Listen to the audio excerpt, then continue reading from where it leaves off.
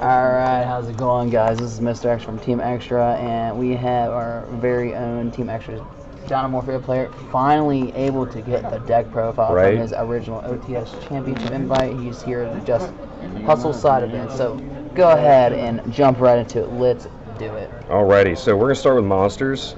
You obviously played 3 Theresia. She's the searcher for all the fusion traps, any Dinomorphia trap or spell. Yes, sir. There are no spells. Oh, yeah. We're also going to have to run 3 Diplo, just because he has Dinomorphia in the name. He is a name. But otherwise, he's a Foolish Burial. So he's not bad. He's just not great. Yeah. 3 Ash, because Ash. Ash is strong in every format. And the 1 random Miscellaneous Source, just because he protects dinosaurs. Fuck around, find out. Right. As far as spells, we've got the obvious 3 Fossil Digs to search, and you always occasionally hit up somebody new enough to ash this damn thing. Since it's not once per turn. It's like a lore. It's like ashing a lore. Right. 3 Duality, since I don't ever need to special summon during my turn. Yeah. Very rarely need to. Very good. I don't have Prosperities anymore, but I was running Prosperity at the OTS tournament. And then we got 3 Regeki, just because it's disruptive as hell. People never expect it. Just drop that right, fat and dark hole. Because of Rexstorm's effect, Omni Negates aren't activating 90% of the time, so you just break boards. Yep. And the random callback, because Ash ends my whole, Ash is the bane of this deck. Yep, ashing domain, right? Right. Or ashing... Any of the fusion traps. Yeah, but usually you have 2 down, so it's kind of hard to get them both. Right. So then we get to the 3 Dinomorphia Frenzy. It's the main fusion trap you're going to go for. Activates only during the opponent's main phase. Lets you fusion summon for a Dinomorphia monster using hand, deck, field, and you have to use 1 monster from the extra deck. Yeah. So we'll get to that later. And then the common thread with all the Dinomorphia traps is that you pay half your life points to activate them. We've got 2 Dinomorphia Sonic. It's a counter trap, spell trap negate. You pay half your life points, destroy a Dinomorphia monster on your side of the field, and negate a spell or trap card. Yeah. And now I forgot to mention that the point of destroying your own monsters, of course, is that Dinomorphias all float into each other. The 2 level 4s can remove a trap card to revive each other, and then the fusions revive. They kind of bounce downward. We get a level 6 revive out of Rex Term, and then a level 4 revive out of Kentragina. Mm-hmm. Then we're going to be pairing 3 Ferret Flames. It's kind of the MVP of the deck. Forces the opponent to send monsters back into their deck until they have equal or less a total attack power than you have life points. And when you're constantly paying half your life points, it just kind of wipes entire boards. Then we have 3 Imperms, because, Imperm. Imperm is still a card. 3 Solemn Judgments, because we love paying half our life points in this deck. Half. Some people are running 3. I only play 2 domains. I feel like you just get clogged with ones that aren't usable by the end of the game. Yeah. I was running 1 for a while, and I didn't see it as much as I would have liked, so went back up to 2, and I'm really happy with that. And then we got 2 summon limits, because 99% of the time I don't need to summon a 3rd monster during either turn of the game, so it doesn't really disrupt me at all. Yeah. Oh, you main deck that too. I main deck it. Oh, yeah, okay. 1 Dinomorphia Brute. It's a non-target single destruction. I pay half my life points, destroy a Dinomorphia monster on my side of the field, and then a card on your side of the field. Okay. And then we have 1 Dinomorphia Alert.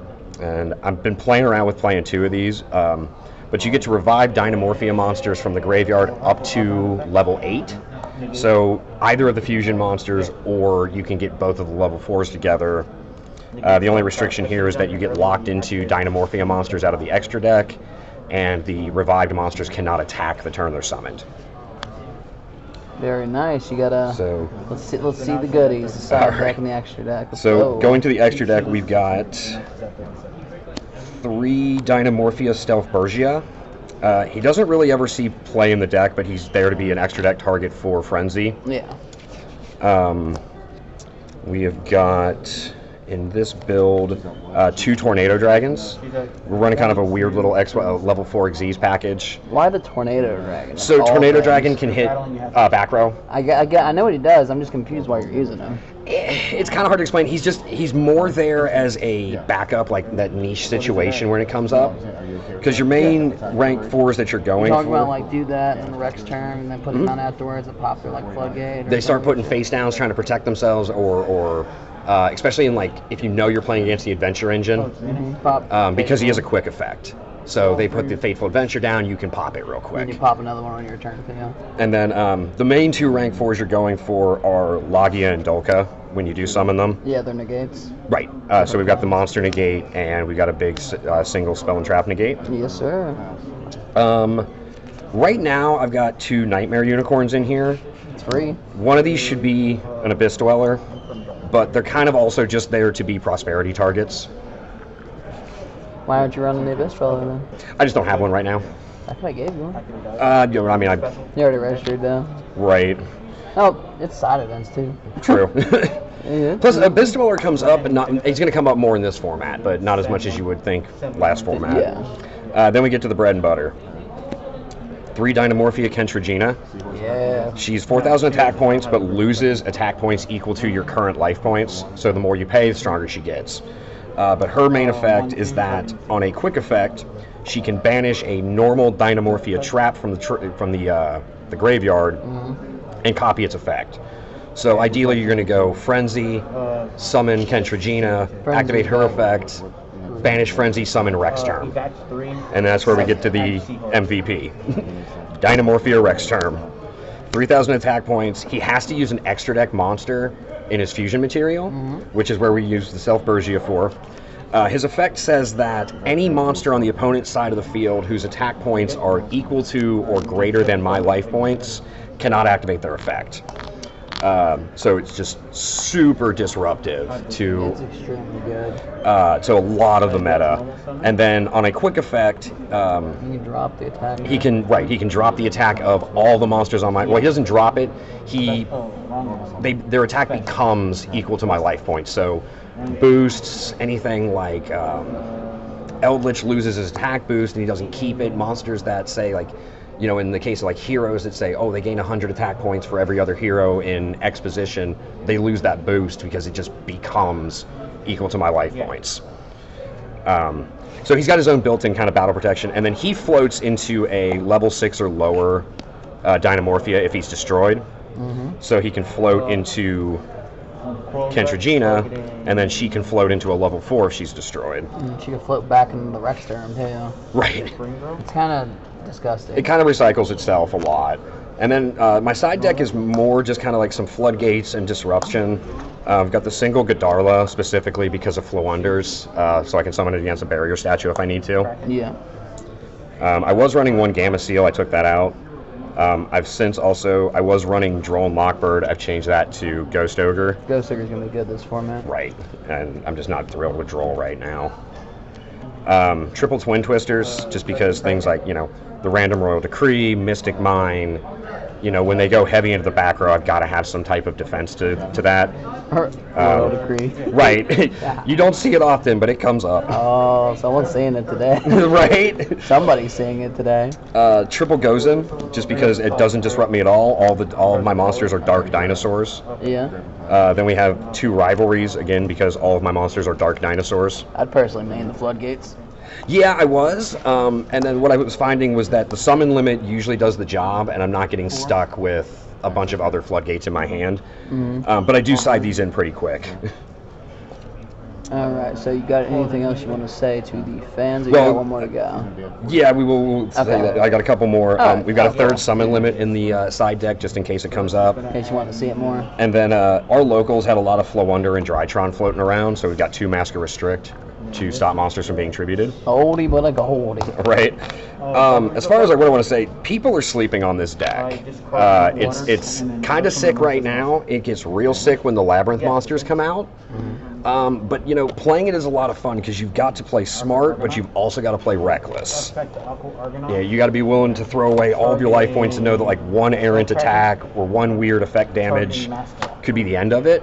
And that, I apologize, that's something I forgot. All of the Dinomorphia normal traps have an effect in graveyard that they can banish to stop one instance of effect damage. And then the counter trap has the same effect, but it stops one instance of battle damage. Because occasionally you're going to wind up with like a Diplo on the field that can't protect itself. But I mean, that's pretty much it. It's super fun to play. It's super disruptive. Hopefully they're going to get some more main deck monsters. I don't think they really need it, honestly. Not necessarily, but there's a couple things one more that monster would make it be. You know, if something that'd be really nice for the deck would be like a main deck monster that can maybe like recycle some of your banished traps back into the graveyard, back into the deck, something. Because it is a very resource-driven deck. So if you get in, it can win grind games, but if you get there, you start running out of traps in the graveyard, and you kind of find yourself real locked into positions. Yeah. But yeah, it's a lot of fun. You know, we're going to see how it does in main event, side events today. Hopefully, I'm going to mop up some Winamats. That's still the same build from the OTS, right? Pretty similar. Like I say, from the Prosperities, right? Aside from Prosperity, and I was main decking Droll at the OTS tournament and side decking Ash. Yeah, a little bit. I played one Drytron. I played a Sword Soul.